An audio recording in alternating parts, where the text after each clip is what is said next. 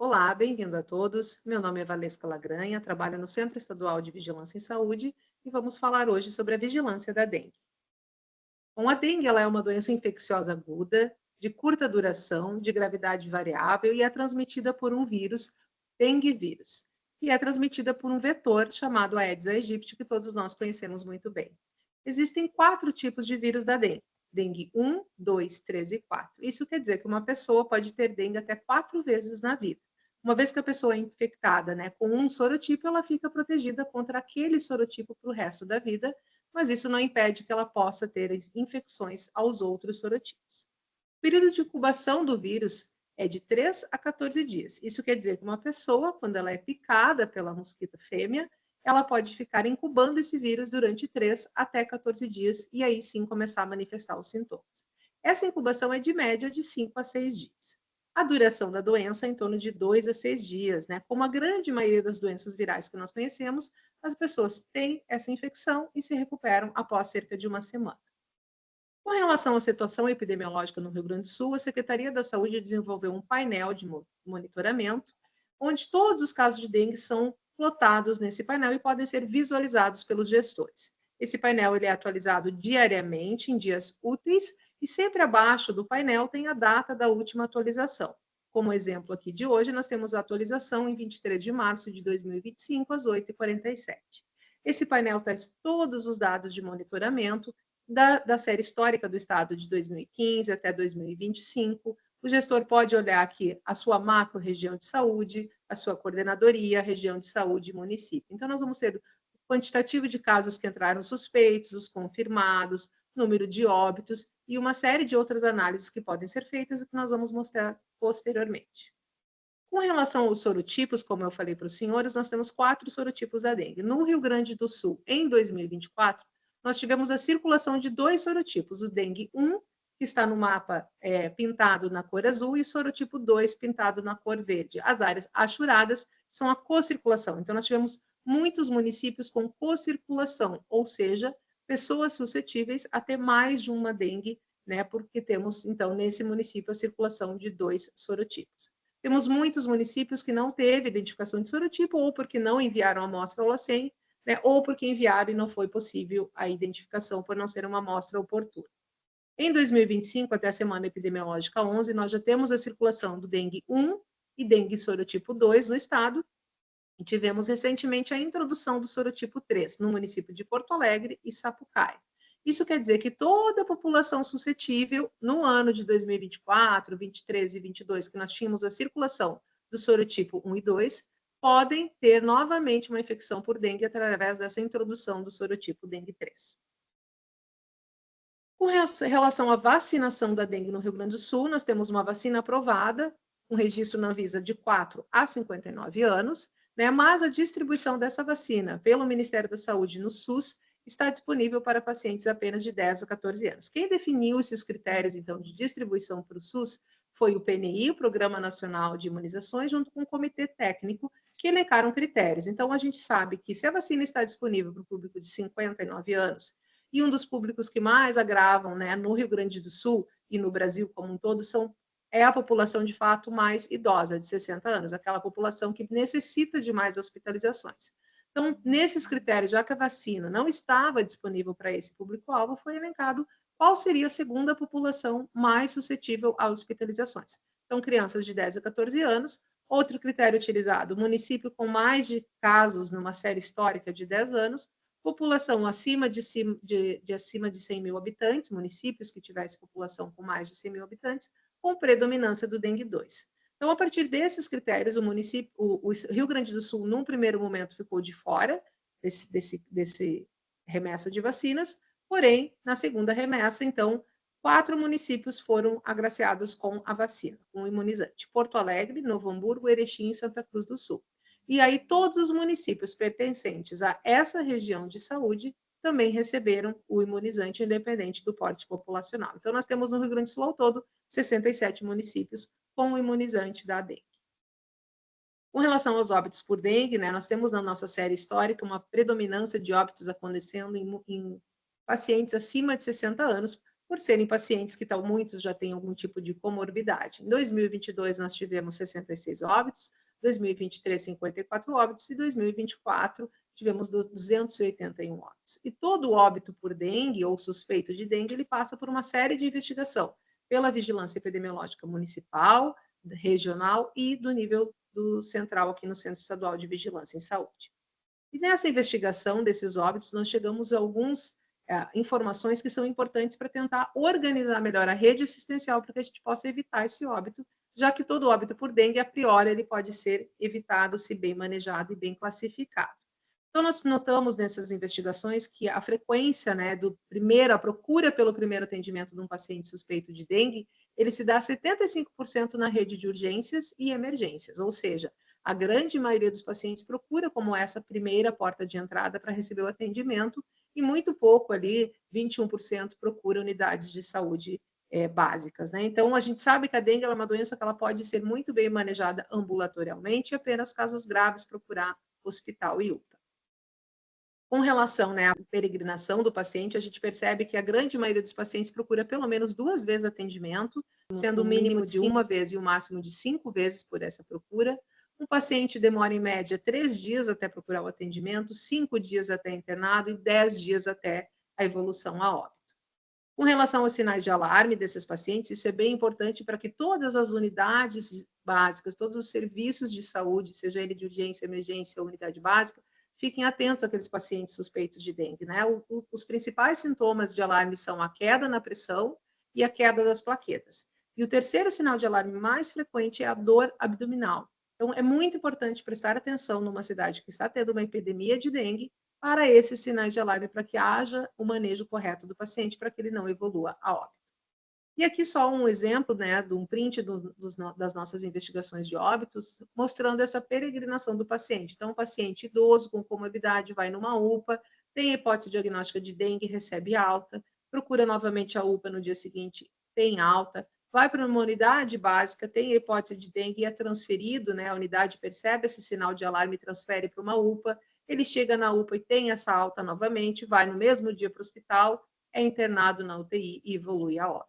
Então, por que a gente acontecem esses óbitos? Muitas vezes é pela classificação do risco da dengue que não é feita corretamente.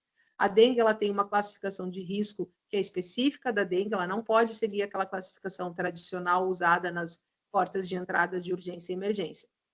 E a dengue tem 4 classificações: pacientes do grupo A, B, C e D. Então, aquele paciente do grupo A e B são pacientes que podem ser manejados na unidade básica, é o atendimento ambulatorial. Pacientes do grupo C e D, que já são pacientes, né, do grupo C que tem um sinal de alarme, e o paciente do grupo D que já está com uma gravidade maior, ele precisa sim ser atendido numa UPA ou numa porta de emergência. Então, se esses pacientes do grupo A e B forem bem manejados numa unidade básica, eles não vão superlotar as portas de UPA e de hospital. Quem são esses pacientes do grupo A e B, para que a gente consiga organizar, então, esse atendimento? Pacientes do grupo A é um paciente jovem, sem sinal de alarme, sem comorbidade. O paciente do grupo B é um paciente sem sinal de alarme, porém, ele é um paciente idoso, ou ele tem uma comorbidade, ou é uma gestante, ou é um paciente com vulnerabilidade social. Esses pacientes do grupo B, eles estão com asterisco nesse fluxograma, porque eles precisam procurar o atendimento ambulatorial, porém, eles precisam ter uma coleta de hemograma para avaliar o risco desse paciente, para avaliar como está, qual é o estadiamento que está essa doença. E só pode ser liberado após o resultado do hemograma. Então, muitos pacientes não têm o hemograma oportuno na unidade e procuram a porta da UPA ou da emergência, superlotando, então, esses locais. E por que a gente precisa classificar um paciente de dengue em grupo A, B, C e D? Por que não pode seguir aquela classificação convencional? Para a gente poder responder isso, a gente tem que entender a gravidade da dengue e a evolução rápida que ela tem. Muitas vezes, um paciente que é classificado da maneira tradicional, como a dengue ela tem uma evolução rápida, muitas vezes em questão de um dia ou de horas, esse paciente não pode aguardar um tempo que um paciente que está lá na classificação normal. Então, tem que ter uma classificação própria. E como é que a gente avalia essa gravidade da dengue? A gente precisa entender que a dengue ela tem uma fase febril, crítica e de recuperação. Fase febril é a fase da febre, que dura em torno de 3 a 4 dias. Na fase crítica, como o nome já sugere, é a fase que o paciente pode agravar. E vejam que é a fase que o paciente começa a ceder à febre. Então, ele começa a imaginar que ele está tendo uma melhora no seu quadro clínico e é nessa fase que ele pode agravar. É nessa fase que ele pode entrar nos sangramentos e evoluir para o choque. E é nessa fase que a gente nota mudanças laboratoriais de hemograma. A gente percebe um aumento do hematócrito e a queda de plaqueta. Por isso que o hemograma na unidade de saúde ela é fundamental, porque a gente vai ver se esse paciente está tendo algum sinal de alarme ou não, que a gente consegue detectar por um exame laboratorial. E por que a gente nota, né, esse aumento do hematócrito e a queda das plaquetas? Eu trouxe aqui uma imagem, né, que a gente usa quando faz as nossas capacitações para a área técnica, mas eu vou tentar falar aqui de uma forma mais simples para que todos possam entender. A dengue ela afeta todos os nossos órgãos, ela é uma doença sistêmica, mas ela afeta principalmente os nossos vasos sanguíneos. Por isso que a gente ouve muito falar em ter sangramentos na dengue, né? A dengue hemorrágica. A dengue, então, aqui é o corte, um exemplo de uma figura de um corte de um vaso, que para a gente conseguir entender, eu trouxe uma linguagem aqui comparando um vaso com um balde. Então, nos nossos vasos, nós temos o nosso endotélio, que são as células que formam nossos vasos sanguíneos, e aqui, simplificando numa linguagem, eu sugeri que a gente chamasse o nosso endotélio como se fosse comparássemos o nosso endotélio como se fosse um balde. Bom, dentro do nosso endotélio, nos nossos vasos, nós temos o sangue, que tem a parte líquida, e temos as nossas células. E aí nós temos as nossas células vermelhas, que são as hemácias, que nós vamos aqui simbolizar no nosso balde, ele está com uma areia no fundo. Então, a areia desse balde, esse balde tem água, tem areia. A areia desse balde são as nossas hemácias, que são essas células vermelhas que tem no nosso vaso. E ainda, junto com essa areia dentro do balde, nós temos aqui umas pedrinhas. A pedra é como se fosse o vírus da dengue, que aqui está simbolizado por esse hexágono DV. Então, nós temos um vaso, nós temos o sangue dentro, que seria a nossa água, com as nossas células vermelhas, que são a nossa areia, e nós temos o vírus da dengue, que está dentro desse balde, que vai atacar o nosso balde, vai atacar o nosso endotélio. Então, imaginem que eu tenho o balde, o vírus dentro começa a atacar e começa a quebrar esse balde. Ele começa a lesionar a parede desse balde, que é o nosso endotélio. Se ele começa a causar uma lesão nas nossas células, ou o nosso balde começa a furar, a água que tem dentro vai sair por esses buracos. E é isso que acontece no nosso quando nós temos uma infecção por dengue. Essas células aqui, elas são afetadas e começam a criar espaços onde a parte líquida do nosso sangue, que é o soro e o plasma, começa a sair por entre esses espaços, que seriam então os nossos furos do nosso balde. E aí, se eu tenho um balde que está cheio de água e eu enxergo areia lá no fundo, mas se depois eu tenho furo e essa água começa a sair, a quantidade de areia que eu tenho agora para aquele volume de líquido aumenta. Então, é por isso que a gente tem um aumento do hematócrito. Então, eu tenho lá antes um balde cheio, quando eu olho para aquele balde, eu tenho uma quantidade de areia. Se aquele balde está com a metade de água, porque já perdeu muita água, a sensação que eu tenho é que eu tenho mais areia, visualmente olhando.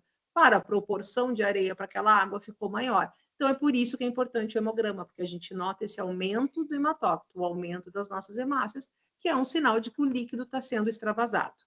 E outra coisa que acontece da queda das plaquetas é porque as plaquetas são células nossas que elas tentam formar agregados para tancar, para estancar essa perda de líquido. Então, as nossas plaquetas aqui é como se fossem esses curativos. Então, as plaquetas tentam migrar para esses espaços que tem entre as células, na lesão dessa célula, e tenta parar essa perda de líquido. Então, ela vai se formar agregados plaquetários e vai ser usada para tentar estancar. É por isso que a plaqueta baixa, porque ela está sendo consumida para tentar estancar esse sangramento. Então, vejam como é importante ter um hemograma no tempo oportuno numa unidade básica. Porque, além de nós sabermos que ele é um paciente suspeito de dengue, e a gente vai saber se ele já está agravando ou não, para ou encaminhar ele para a UPA ou para fazer uma hidratação muito rápida para que ele não tenha, então, não entre num quadro de choque. Por isso, o hemograma é tão importante. Então, se esse paciente está perdendo líquido, essas plaquetas não estão conseguindo, né, esses curativos não estão conseguindo fazer essa água parar de sair, a solução é manejar esse paciente e fazer essa hidratação. Então, eu preciso hidratar o líquido que esse paciente está perdendo com a mesma velocidade, né? Como se fosse uma brincadeira, uma gincana. Perde quem deixar acabar a água, né? Então, a gente tem que ficar colocando água nesse balde e manter ele cheio até que essa doença, até que as plaquetas consigam estancar e até que esse organismo se recupere. Então, é muito importante a hidratação oral e a hidratação endovenosa. Então, como é que a gente organiza a rede assistencial quando a gente tem um cenário de epidemia de dengue com várias pessoas procurando atendimento? A gente precisa ter uma organização. Então, um deles é acolher bem esse paciente e classificar ele dentro do risco, classificação de risco da dengue. Ampliar as salas de observação, porque muitos pacientes idosos com comorbidades, eles precisam, então, aguardar esse hemograma para ver se não tem esse aumento do hematócrito e a queda da plaqueta, para só ser liberado depois. Então, a gente precisa ter uma ampliação nas salas de observação e ter hidratação nas unidades. E quando a gente fala ter hidratação, é ter desde bebedouro, para que o paciente já chega, enquanto aguarda a triagem, possa ir se hidratando, desde hidratação endovenosa para aqueles pacientes com necessidade. E principalmente dispor de hemograma em tempo oportuno. Então, o paciente ele tem que chegar na unidade, tem que ter esse hemograma, aguardar hidratando até esse resultado. E não adianta o paciente ser mandado para um laboratório e retornar no dia seguinte ou 2 dias depois, porque esse resultado já não vai mais estar oportuno e esse paciente já pode ter agravado. Garantia dos estoques de insumos, né? A gente precisa ter os sais de hidratação endovenosa, os dipironas, hemograma suficiente. O gestor precisa garantir esses estoques de insumos. Ampliar apoio de transporte para um paciente que realmente possa estar entrando num sinal de gravidade, ser manejado e levado até a UPA. Intensificação dos trabalhos dos agentes comunitários de saúde para reavaliar esses pacientes, para detectar, né, casos suspeitos de dengue, e ainda campanhas de conscientização e prevenção para a população, principalmente quando a gente começa a ter um aumento no número de casos, para que a população também fique atenta e possa fazer, perceber sinais e sintomas e sinais de gravidade e também ajudar, né, no auxílio à prevenção, eliminando criadouros. Com relação aos painéis de monitoramento, manejo e gestão, que é muito importante, nós temos então aqui um print do painel, nós vamos entrar agora para ver esse painel. Então, o link, se vocês colocarem o endereço do painel ou jogar no Google painel dengue IRS, vocês vão chegar nesse layout, que é o painel de casos da dengue no Rio Grande do Sul, onde eu já falei para os senhores que nós temos uma série histórica, onde tem o número de casos confirmados, inconclusivos, investigação. Se nós descermos a barra para baixo, nós vamos ter o perfil demográfico desses pacientes com relação à idade, sexo, classificação também, perfil por óbito. Temos aqui por semana epidemiológica os casos confirmados no estado ao longo do ano. Temos também aqui quantitativamente por município, então, quando os gestores colocam aqui, clicam em confirmado, ele vai dar numa ordem do maior município com casos confirmados para o menor. Então, é um painel bem interativo, nós temos filtros também aqui, onde o gestor pode se procurar o seu município, pode abrir por região de saúde, selecionar por coordenadoria e ainda por macro-região.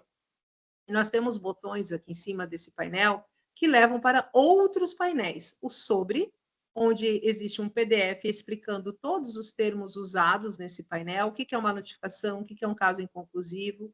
Nós temos a ferramenta para manejo clínico, que é uma ferramenta muito importante para os profissionais de saúde e para a população em geral. Então, aqui o paciente ou o profissional de saúde coloca os sintomas desse paciente, por exemplo, aqui, febre, vômitos, atralgia, cefaleia, e é um paciente idoso. Ele vai dar a classificação de risco desse paciente. Esse é um paciente do grupo B, e vai dizer que o hemograma é obrigatório, o paciente, quanto que ele deve se hidratar, quantos ml que ele deve ingerir de líquidos, vai dar toda essa orientação. Então, bem, uma ferramenta também bem importante.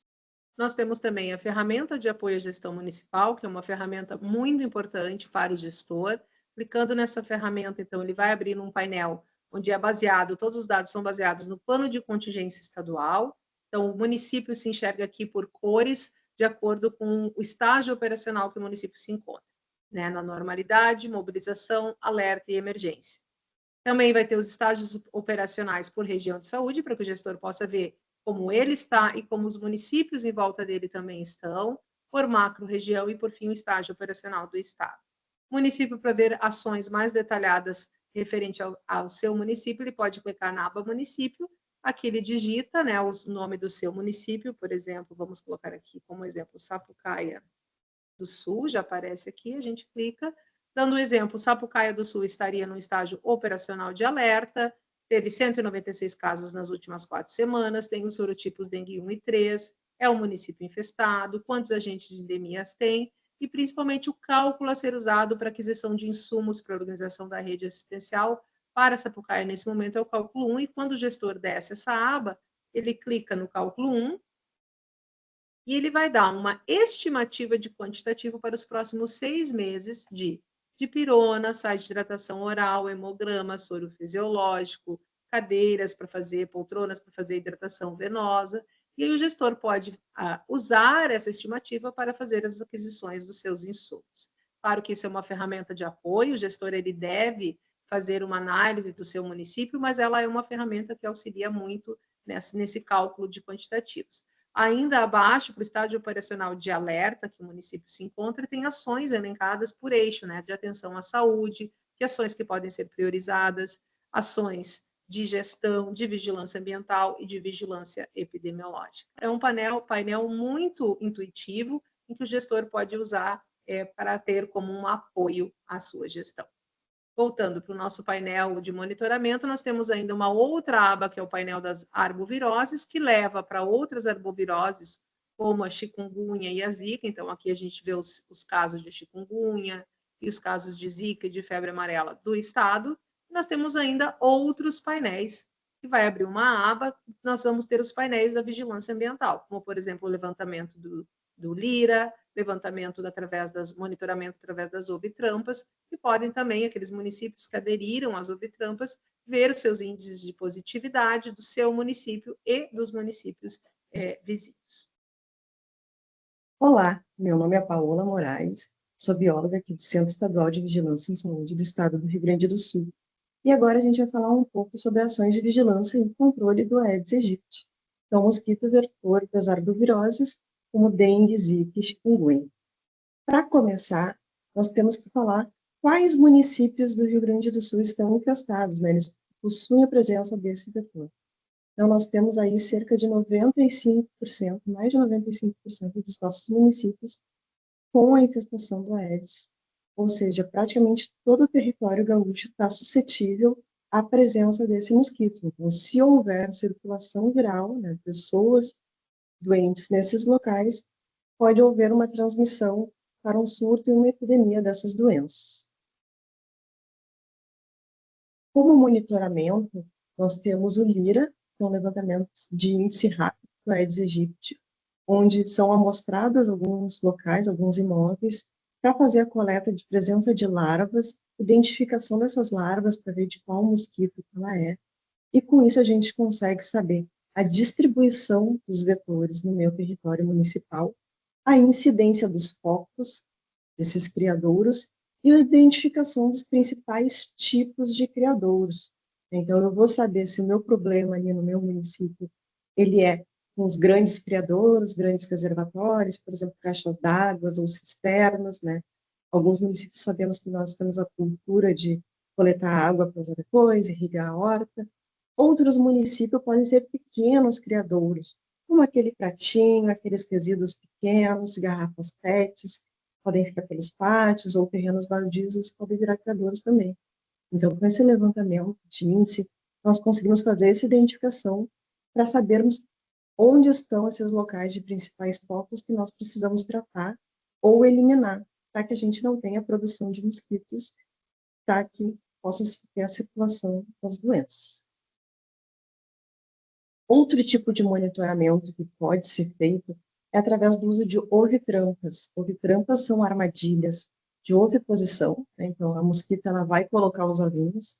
Uma armadilha muito simples, como vocês podem ver na imagem, é esse vasinho preto com uma paretinha de Eucatex, onde a mosquita vai colocar os ovos ali, né? E após uma semana de coleta desses ovos, a gente faz a retirada dessas palhetas, conta os ovos e a gente consegue ver quais locais têm a presença maior de mosquitos pela quantidade de ovos que a gente encontra nessas palhetas.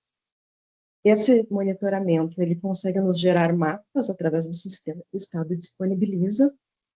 Então, digitando os dados de contagem das palhetas, o número de ovos, a gente consegue identificar, como no exemplo nesse mapeamento, os locais onde a gente tem palhetas com uma maior densidade de ovos, ou seja, uma maior quantidade de mosquitos naquele local, direcionando as minhas ações. Então, por onde eu vou começar fazendo as ações de controle? Vão ser as ações nesses bairros onde a gente tem maior presença de mosquitos. E são os bairros também que podem iniciar com casos e com pequenos surtos. Então, é bem importante nós termos esse monitoramento. O Estado também proporciona Quando a gente faz a aderência à política pública de monitoramento de Aedes aegypti por campos, a presença de um painel que ele é gerado automaticamente com os dados que são lançados no nosso banco de dados, onde o município ele consegue se enxergar, né, e verificar todos os seus mapas de calor, fazer análise situacional. No momento, nós temos 217 municípios que já implantaram essa nova estratégia para monitoramento, né, tendo um total aí de mais de 1 milhão de ovos coletados e retirados do ambiente, né, que faz uma diferença bastante grande e significativa nas nossas ações. Para as ações de controle, né, vimos um pouquinho das ações de monitoramento. Para as ações de controle, nós temos o controle mecânico, né, que é a remoção, né, alteração das condições de criadouros, né, para não permitir o acúmulo, né, retirada, a destruição desses criadouros que a gente pode retirar, que a gente pode eliminar. O controle biológico é a utilização de inimigos naturais, né, então predadores, protozoários, bactérias. No caso, nós temos um larvicida biológico que nós disponibilizamos aqui no estado. Ele pode ser utilizado em grandes reservatórios de água que não podem ser eliminados, né, por exemplo, cisternas, caixas d'água, e ele é seguro para águas de consumo humano. Então, é bem importante que a gente faça esses tratamentos nesses nossos grandes reservatórios para que eles não virem um grande criadouro de mosquito. Temos também o controle químico, que é a utilização de inseticidas químicos, né, sejam eles larvicidas ou de adulticidas, né, o inseticida para adultos que nós temos, e nós trabalhamos com duas técnicas diferentes. Uma técnica residual, né, com um produto chamado Fudora, que é atualmente o produto que é preconizado pelo Ministério da Saúde para esse tipo de uso, e nós podemos fazer tanto o tratamento em pontos estratégicos, né, porque o ponto estratégico ele é estratégico porque ele tem uma grande presença de criadouros que nem todos eles conseguem ter, o agente de endemias consegue ter acesso para fazer eliminação ou tratamento. Por exemplo, pátios do Detran, ferro velho, as grandes borracharias, cemitérios.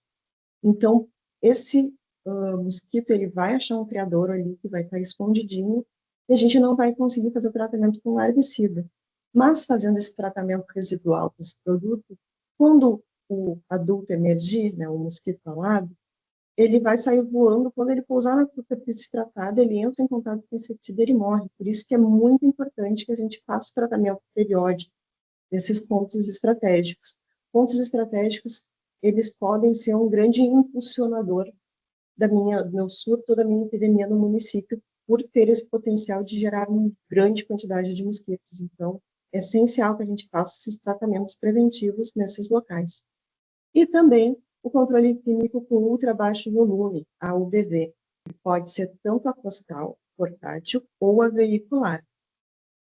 Esses controles são muito importantes que sejam feitos porque eles vão eliminar os mosquitos que estão voando naquele raio de local de trabalho e de moradia daquele paciente com suspeita ou confirmação de alguma arbovirose, dengue, zika ou chikungunya. Mas, para que esse controle seja efetivo, é muito importante que nós façamos o controle mecânico também para a eliminação de criadouros e o controle biológico com os larvicidas nos criadouros que a gente não possa eliminar. Porque não adianta só a gente eliminar os mosquitos que estão voando se a gente mantém esses criadouros para que novos mosquitos possam surgir. E a última forma de controle que nós vamos falar aqui é o controle legal, né? Então, só a adoção de medidas de intervenção jurídicas, né, para reduzir esses riscos ambientais. Então, o município ele pode, junto com o seu jurídico, legislar sobre determinadas condições de estabelecimentos, ferro-velhos, borracharias, floriculturas, né, para facilitar a entrada do agente, para criar controles como multas para quem não segue a legislação e as ações preconizadas. Então, o município ele pode também ter essa parte de controle legal para a gente poder fazer a eliminação e dos mosquitos. Para que a gente possa fazer a utilização de controle, tanto biológico quanto químico, é necessário que a gente faça solicitação de insumos estratégicos. que no caso são os nossos inseticidas. Para isso, nós temos a ferramenta de planejamento do controle químico, que vai facilitar o uso, e na tela vocês podem ver o link, para a gente poder utilizar essa ferramenta. Você vai escolher o tipo de solicitação que você quer, se é para um tratamento de ponto estratégico, se é para um bloqueio químico com BV costal, um bloqueio químico com BV veicular, se é para realização de BRI. Então, a gente pode descrever qual a técnica que a gente está pensando planejar, né? Vou ali preencher com as características qual regional de saúde que eu preencho, o meu município, e eu vou conseguir colocar os quarteirões, e nesse mapa a gente consegue plotar certinho os casos suspeitos ou confirmados, ou a localização dos meus pontos estratégicos, ou a quantidade de quarteirões que eu preciso fazer o meu bloqueio de transmissão viral. Então, ele consegue ter um cálculo para ter uma previsão de quantidade de inseticida que tenha que ser utilizada para a gente poder já fazer essas estimativas de uma maneira mais assertiva. Todo esse planejamento ele fica salvo, então a gente consegue ter acesso e depois visualizar num mapa todas as áreas que a gente realizou o tratamento no município. Após a gente planejar esse controle químico ou biológico, nós temos que fazer a solicitação desse insumo. A solicitação ele é via sistema CIES, que é o Sistema de Insumos Estratégicos de Saúde, onde todos os entes federativos eles têm acesso para regulação, para envio desses materiais e insumos, no caso os municípios, as coordenadorias de saúde, o nosso nível central da Secretaria Estadual de Saúde e o Ministério da Saúde. Lembrando sempre que todos os produtos, insumos e inseticidas que nós utilizamos, eles são preconizados pelo Ministério da Saúde e a gente fornece para o município de maneira gratuita, desde que atendam aos critérios de utilização de cada insumo. Os equipamentos que são recomendados pelo Ministério da Saúde em situações de emergência, surtos, é o equipamento nebulizador costal motorizado, né, nossa UBV costal ou UBV portátil, né, que ela é de uso exclusivo para a saúde e ela tem que ser utilizada em locais onde o equipamento não entra. Então, ela tem uma maior eficácia, a gente consegue entrar no peridomicílio, no pátio das pessoas, fazendo com que, como o nosso mosquito está domiciliado, ele vai estar próximo à residência, é ali que ele vai estar ficando a nossa população, o nosso município. Então, a gente consegue chegar mais perto e atingir essa área para poder o inseticida entrar em contato com o mosquito e fazer com que ele caia, venha a óbito e a gente consiga eliminar esse mosquito. Para casos onde a gente não consegue com a costal, por exemplo, eu estou com um surto muito grande, um grande número de quarteirões, eu não tenho um número de agentes suficientes, há a possibilidade de solicitar o empréstimo prestado do equipamento veicular pesado, né?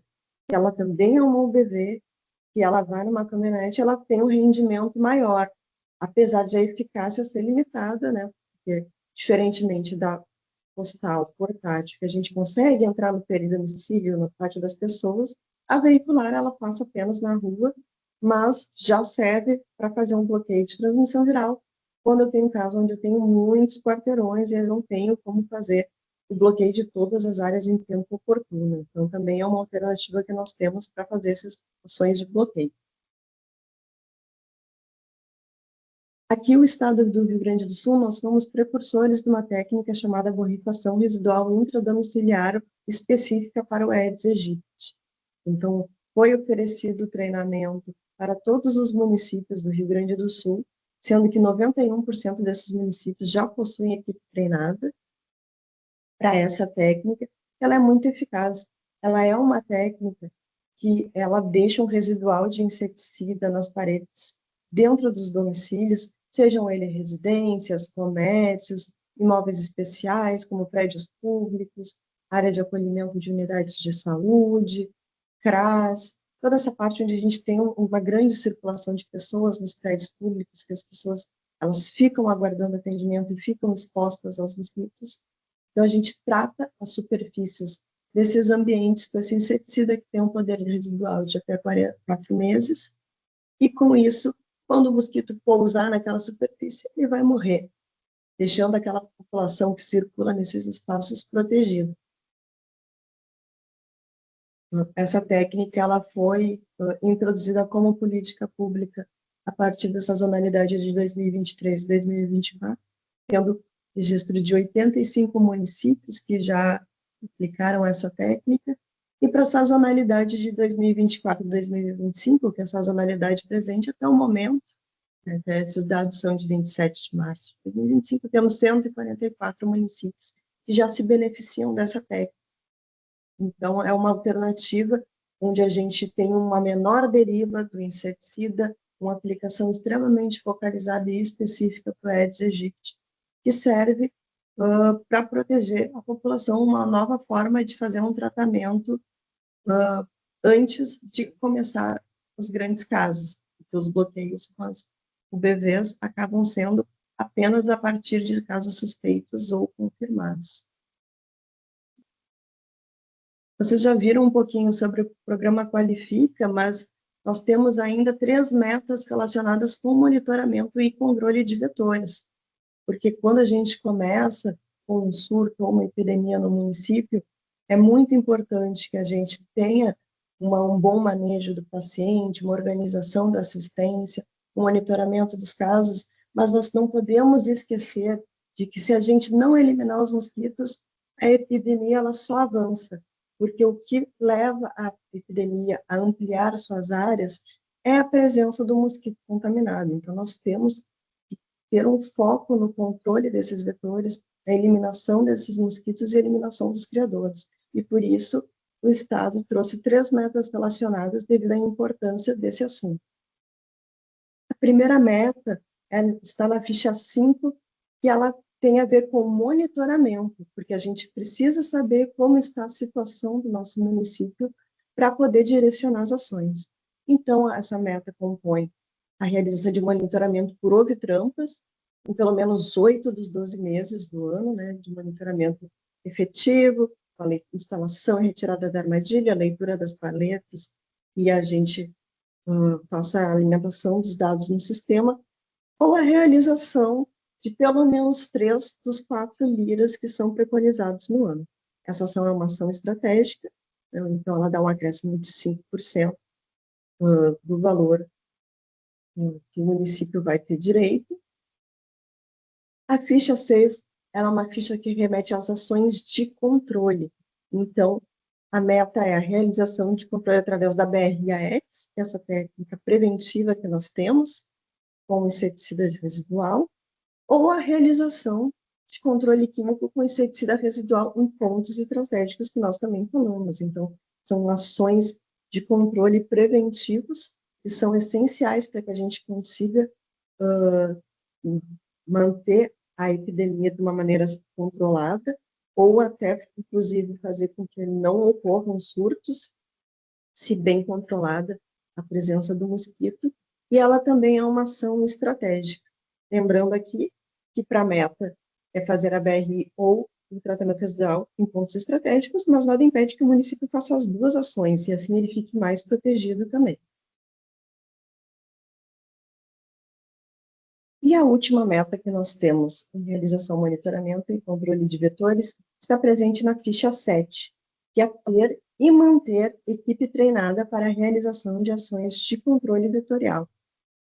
Então, como que nós vamos fazer isso?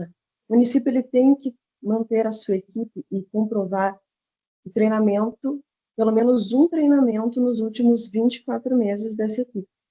Então, é bem importante que as equipes elas estejam atualizadas das metodologias que estão sendo preconizadas atualmente, das ações de controle, no caso de quando há uma grande rotatividade da equipe, que essas pessoas elas sejam multiplicadoras e elas estejam sempre se atualizando, porque as ações elas podem seguir as mesmas, mas elas têm que ser reforçadas, e nós temos técnicas novas entrando ao longo dos últimos anos, então é bem importante que todos saibam manejar os equipamentos, utilizar os pulverizadores, o devido uso dos inseticidas de uma maneira racional, para que a gente consiga ter esse controle dos mosquitos na região. Inclusive, as regionais de saúde, elas proporcionam treinamentos para as equipes de controle vetorial. Então, participem. É um dia que parece que a gente retira nossas equipes do campo, mas elas estão se aprimorando. Então, quando você receber uma notificação que tem um treinamento da sua região, participe. E há outros treinamentos online também, da UNASUS, que conseguem dar um aporte muito bom sobre todo o entendimento da biologia do vetor, entender como é que funciona o comportamento do mosquito para que a gente consiga eliminá-lo. Agradeço a tua atenção até aqui. Muito obrigada. Vamos juntos combater a dengue, combater o mosquito, cuidar da nossa população. Para maiores dúvidas e esclarecimentos, segue o nosso e-mail dengue@saude.rs.gov.br. Obrigada.